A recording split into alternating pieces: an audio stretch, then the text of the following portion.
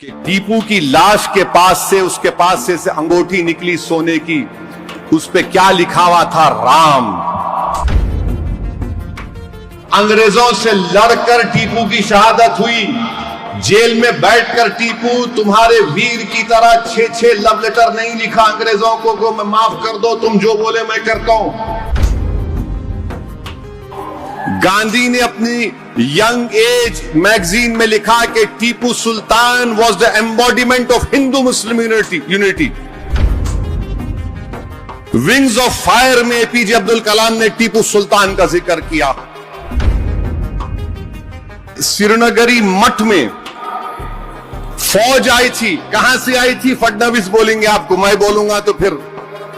फौज आकर सोने का एक पुतला था उस मंदिर में लूट के लेके चले गए। अंग्रेजों की फौज के घेरे में टीपू की लाश है, मगर डर रहे थे कि अगर शेर उड़ गया तो क्या होगा। अभी इम्तियाज जलील साहब मेरे को बोल रहे थे कि महाराष्ट्र के चीफ मिनिस्टर ने टीपू सुल्तान पे कुछ कह दिया। हम महाराष्ट्र के चीफ मिनिस्टर को बोल रहे हैं कि शायद वो ज्यादा पढ़ते नहीं होंगे, वो व्हाट्सएप यूनिवर्सिटी के पीएचडी उनके पास होगी। भारत का जब पहला संविधान बनाया गया था, उस संविधान को बाबा साहेब अंबेडकर ने बनाया। जितने संविधान सभा में लोग थे, नेहरू की साइन, सरदार पटेल की साइन, बाबा साहेब अंबेडकर की साइन, जितने उसमें थे सबने साइन किया। पार्लियामेंट की लाइब्रेरी में आज भी वो पहली संविधान की किताब है। मैं इम्तियाज जलील को जब एमपी थे पार्लियामेंट की लाइब्रेरी में ले जाकर दिखाया था, इधर आओ देखो। और उस पहली संविधान की किताब में इस मुल्क की तारीख में जो नुमाया शख्सियतें थी उनकी तस्वीर हैं। राम, सीता, लक्ष्मण की है, गुरु नानक की है, मुगल बादशाह अकबर की है, झांसी की रानी की है, और टीपू सुल्तान की भी फोटो उसमें है। तो फडणवीस साहब वो पढ़ लो आप। जब सरदार पटेल साइन कर रहे तो आप बड़े हैं या पटेल बड़े हैं, हमको बता दो आप। अंबेडकर साइन कर रहे हैं, आप बड़े हैं या बाबा साहेब अंबेडकर बड़े हैं? अच्छा, दूसरी बात, जब 1799 में टीपू सुल्तान की शहादत हुई, अंग्रेजों से लड़कर टीपू की शहादत हुई। जेल में बैठकर टीपू तुम्हारे वीर की तरह 6 लव लेटर नहीं लिखा अंग्रेजों को मैं माफ कर दो, तुम जो बोले मैं करता हूं। टीपू तलवार लेकर अपने मुल्क को अंग्रेजों से आजाद कराने के लिए शहीद हो गया।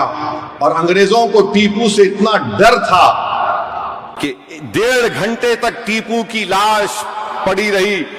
अंग्रेजों की फौज के घेरे में टीपू की लाश है, मगर डर रहे थे कि अगर शेर उड़ गया तो क्या होगा। जब जाकर देखे तो टीपू का जिस्म गर्म था।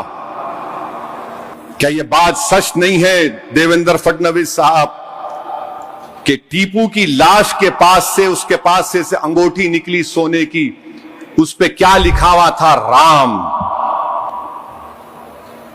उस पर राम लिखा हुआ था। और 2014 में बर्तानिया में 1,40,000 पाउंड में उसका हर्राज हुआ। क्या यह बात झूठ है कि एपीजे अब्दुल कलाम ने अपनी किताब विंग्स ऑफ फायर में लिखा कि भारत मौजूदा जो मिसाइल टेक्नोलॉजी, रॉकेट टेक्नोलॉजी को आज कर रहा है, वो टीपू के ख्वाबों को हम पूरा कर रहे हैं। एपीजे अब्दुल कलाम तो आपके लिए हीरो है ना, हमारे लिए भी है, मगर आपके लिए ज्यादा है। आप तो बोलते नहीं हर मुसलमान एपीजे अब्दुल कलाम क्यों ना चाहिए। ठीक है, मैं खराब हूं, वो अच्छे हैं, तो उनकी बात को मान लो। विंग्स ऑफ फायर में एपीजे अब्दुल कलाम ने टीपू सुल्तान का जिक्र किया। अच्छा चलो ये भी मत मानो तो तुम गांधी को मानते नहीं मानते, या फिर तुम गोडसे को मानते, बोलो हमको।